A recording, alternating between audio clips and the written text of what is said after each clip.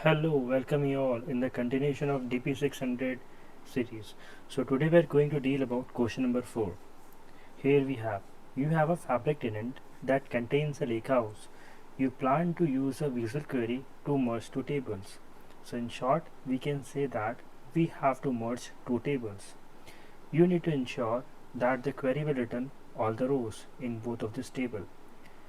So here we have to identify which type of joint we should use: inner, full outer, left, outer or right anti.